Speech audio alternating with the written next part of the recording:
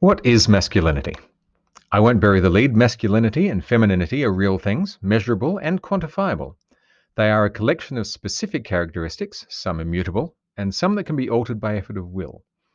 The characteristics can be accurately measured and even give us rankable numbers at the end. And the best part is, there is no judgment attached to any of it. Let me first define my terms by using non-gendered language. Take an auditorium. Any way you split this group, you will get differences. If you split from front to back, left to right, or any other way, there will be generalized differences. Let's say the front group, on average, display more academic qualities and the back group more social. They may not, but it's a good starting hypothesis. If you split from center to aisle, one group may be less prone to claustrophobia, and the other may have more problems with time management. Whatever the characteristics, whenever one group has a significantly stronger tendency than the other, we can call that a group A characteristic. Okay, so what are masculine characteristics?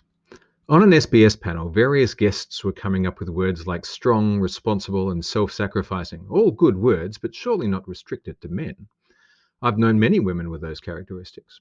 They were describing what it meant to be a good person, not what it meant to be masculine.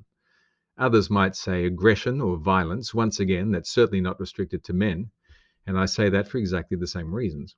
I sat there thinking that we all recognize masculinity when we see it. We recognize femininity too, frequently from a distance without hearing a single word.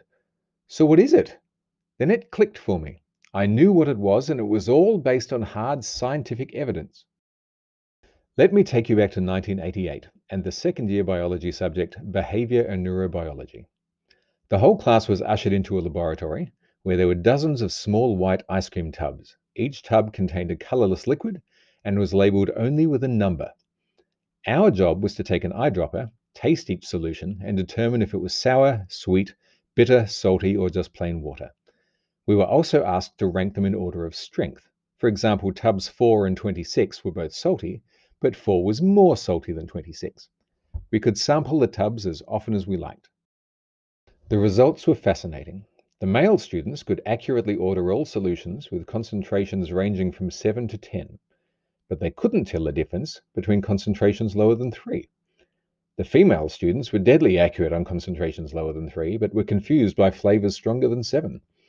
It seemed that the males in this class had equally sensitive palates to the females, just in a different part of the spectrum. I asked the lecturer if this was unusual to our class, and she said that it happens every year without fail. That's why they do the experiment. And there are dozens of similar experimental results. Scientists find exactly the same for hearing. Discerning subtle sounds in almost silence is a feminine skill. Picking out a particular sound in a cacophony is masculine. Differences in motor control is something we've all seen and can easily recognize. It is abundantly clear to teachers and parents that even at an early age, boys start to develop their gross motor control more than girls, climbing, throwing, wrestling, while girls develop their fine motor control, handwriting and coloring. Both sexes have the same skill levels, once again, on different parts of the spectrum. The recognition of colors is something that has been joked about for centuries. If you want to know if someone is really a man or a woman, ask them to point to the color puce. There are so many more examples just in the sensory areas, and there are hundreds more in the biochemical, physiological, immunological, acceptance and assessment of risks, and instinctual, but you get the idea. Finally, we come to the big picture. If you are more comfortable with gross motor skilled activity, you prefer spicier food, and you prefer showing your appreciation for a friend by punching them on the arm than by writing them a card, you are seen as masculine, and that's okay. As for changing your characteristics, you're not going to have much luck altering your ability to hear in a different spectrum, but you can work on your handwriting.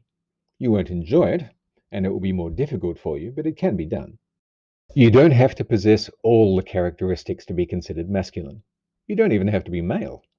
It's just a collection of factory settings.